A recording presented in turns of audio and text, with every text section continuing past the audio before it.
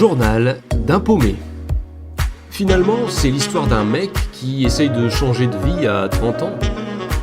Bonne écoute!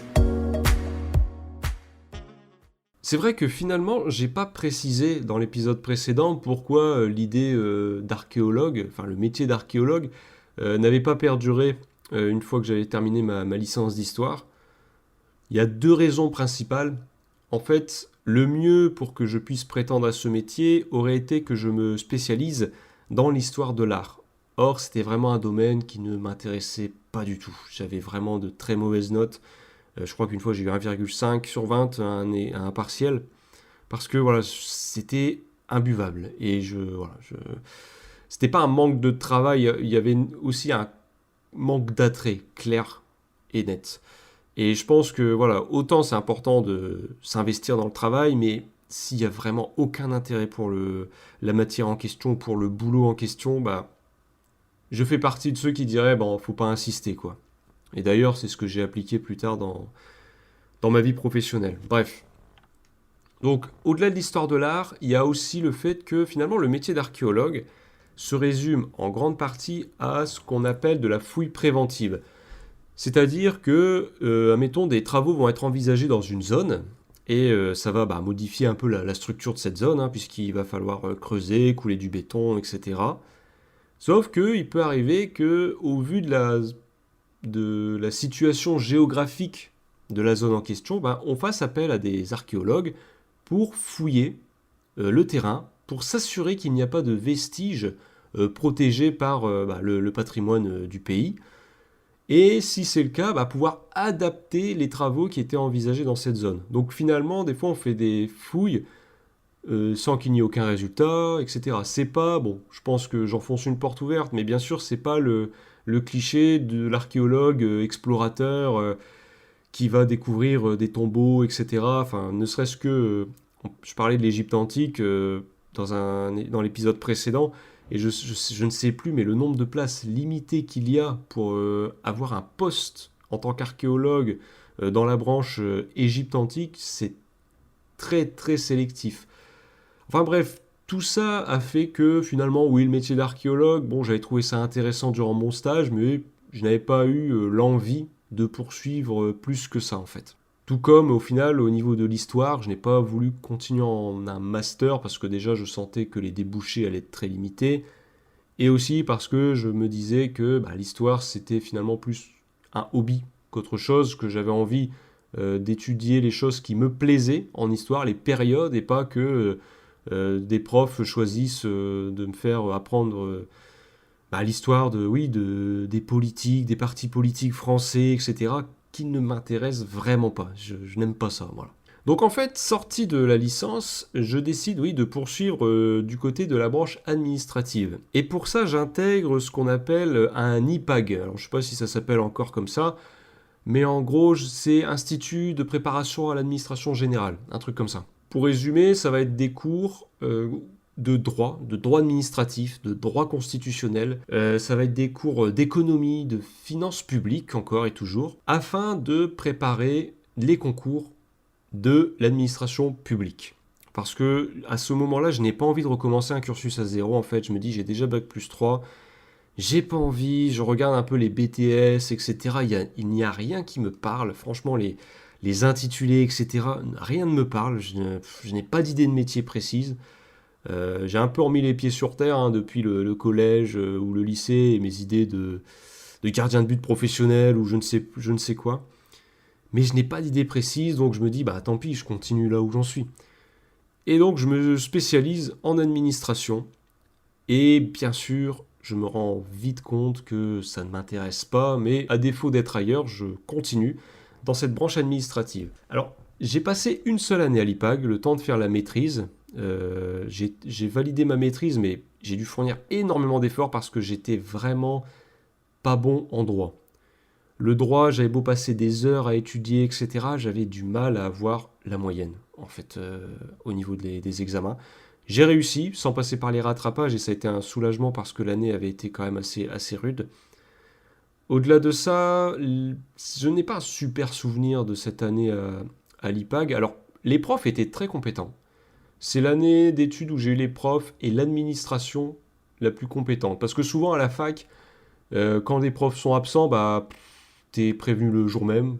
Enfin voilà, la communication au niveau des facs, des administrations, du secrétariat, etc., est vraiment mauvaise de ce que j'ai vécu.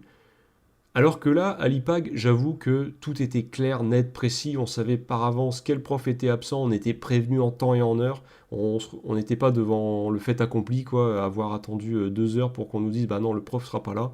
Enfin bref. Mais au-delà de ça, j'avais une classe particulière, vraiment particulière. Alors je sais pas si c'est l'ambiance préparation au concours de l'administration qui rendait ça, mais c'était beaucoup de clans, beaucoup de gens qui se jugeaient sur l'apparence, beaucoup de... Ouais, non, c'était vraiment une atmosphère pas agréable. Et les cours, bah oui, étaient très très ennuyeux pour moi en tout cas parce que bah oui, le droit constitutionnel, le droit administratif, qu'est-ce que c'était barbant. Pour moi en tout cas, je sais que certains aiment beaucoup ça, mais et c'est ça qui est dommage, c'est que en fait, je m'ennuyais clairement et je restais là, mais je ne savais pas où je pouvais aller sinon, en fait, tout simplement. Donc je continue, mais dans un certain fatalisme, hein, je me dis, bon bah c'est tout, de toute façon, n'ayant pas d'autres possibilités, n'ayant pas d'autres idées surtout, bah autant rester là où j'en suis. Donc je passe cette année à l'IPAG, et là, je me souviens encore que je prenais le tram pour y aller, puis entre la station de tram et la fac, il y avait 15 minutes à pied, je crois, 10-15. Et je réfléchis beaucoup quand je marche. Et au bout d'un moment, durant cette année, je commence à me projeter un peu, à m'imaginer en tant que prof. Tiens donc, prof, et bah tant qu'à faire, pourquoi pas prof d'histoire? Parce que je sais que j'ai un bon rapport avec euh, les gens, je suis quelqu'un qui sait être à l'écoute, qui aime être pédagogue, donc je me dis, tiens, prof, ça pourrait être sympa quand même. Et au final, bah, je décide, après avoir obtenu ma maîtrise, de repartir en histoire. J'aurais pas pensé en quittant ma licence, mais oui. Je repars en histoire pour préparer le concours de professeur d'histoire. Histoire-géographie, bien sûr. Et alors, à l'époque, ça s'appelait comment ça? C'était un master MEF, je crois. Enfin bref, je pars à Arras pour étudier, en fait, pour passer le concours. À ce moment-là, je ne sais pas si c'est encore comme ça, et je crois que c'est toujours le cas. Ils ont masterisé le concours, en fait. C'est-à-dire que le concours de prof, c'est pas comme d'autres concours de l'administration, tu dois le passer un peu en même temps que ton master. Pour vous dire, la première année de master, souvent le but c'est tu prépares le concours, tu l'obtiens, tant qu'à faire, parce que la deuxième année de master, c'est là où tu es censé être titulaire du concours et tu as bah, pas mal de... Tu as une grosse période sur le terrain en fait, hein. Ouais, ouais. Tu as beaucoup de stages, etc. je crois. Donc je me retrouve dans cette nouvelle fac à nouveau pour préparer le concours de prof. Donc on nous annonce hein, le concours de prof, il faut le préparer 6,5 jours par semaine, hein, il faut vraiment plancher dessus. J'ai différentes thématiques à étudier. En fait, on nous donne différentes pistes, enfin, non, on va dire différents sujets qu'on va devoir approfondir. Alors je sais que en géographie, c'était des sujets, il y avait l'Inde. J'ai plus les sujets précis, mais on avait aussi l'histoire arabo-musulmane de telle période à telle période. Voilà, on avait vraiment toute une sellette de sujets. On devait tous les préparer et on allait être interrogé sur un seul d'entre eux pour le côté histoire et un seul d'entre eux côté géographie. Épreuve écrite et après on avait un oral. Et cette année, malheureusement, qui était censée m'aider à me préparer à être prof, c'est l'année où j'ai eu les pires professeurs. Je veux pas jeter la pierre, je veux pas voilà, mais j'ai eu les professeurs les plus incompétents que je n'ai jamais eu de mon cursus dans l'éducation nationale, quoi, depuis que je suis au collège. Pour vous expliciter ça un peu plus, j'avais un prof. Sa spécialité en géographie, c'était lié, je crois, c'était les bocages.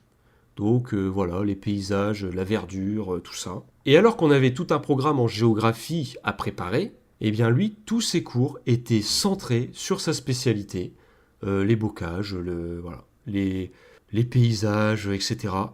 Tout le reste, on ne le voyait pas. Et au-delà de ça, ces cours n'avaient aucune structure. Alors c'est peut-être ma vision des choses, mais moi j'aime bien un cours, il y a introduction, un grand 1, un petit A, un petit B, ouais. Mais là, il n'y avait aucune structure de cours. Tu ne pouvais pas structurer son cours. C'était je vous donne des informations, blablabla.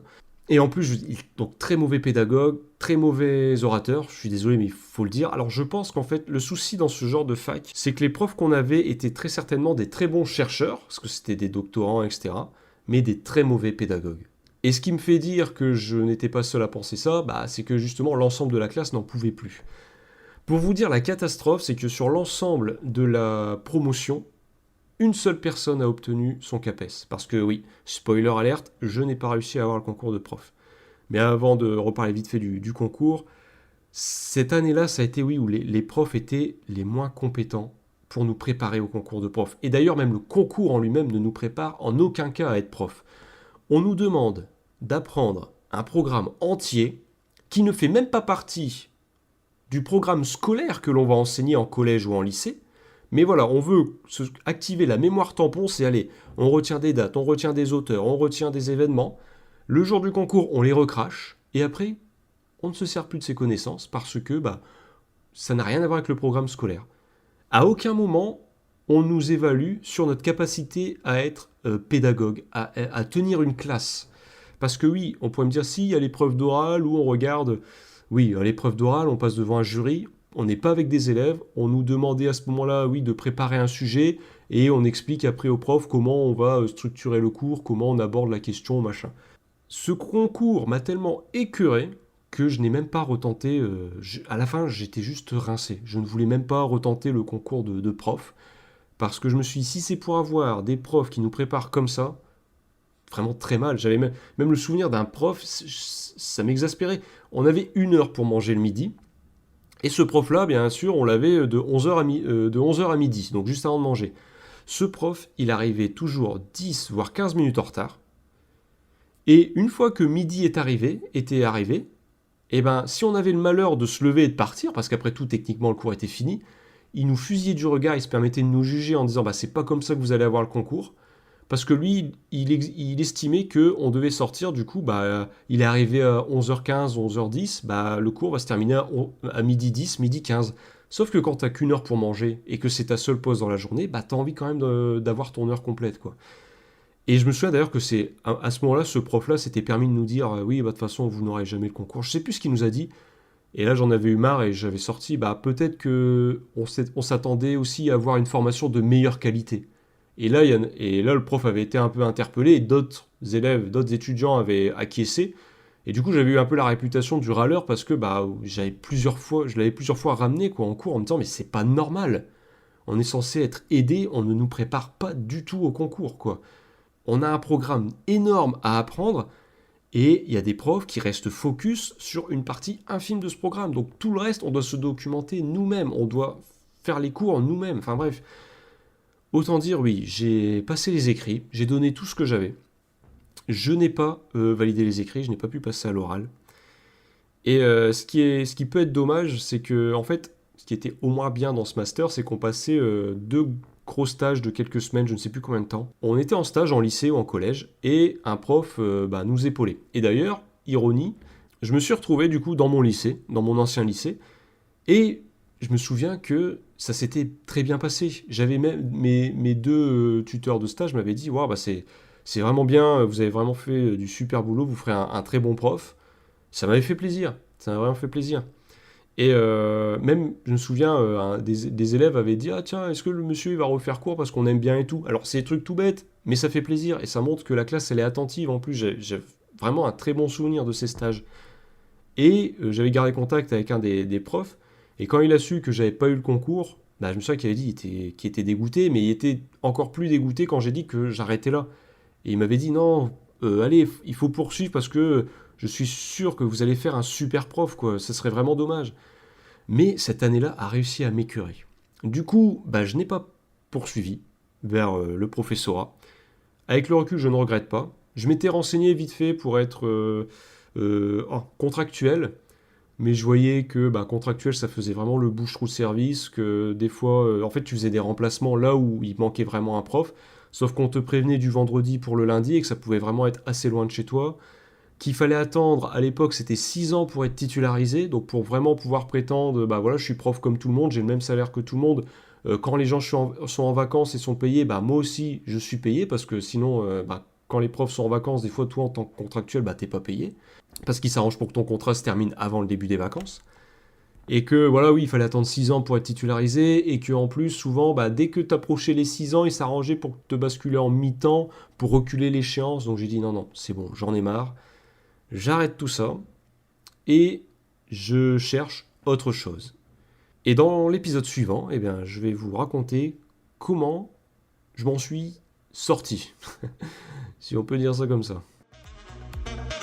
Journal d'un paumé, raconté par le paumé en question.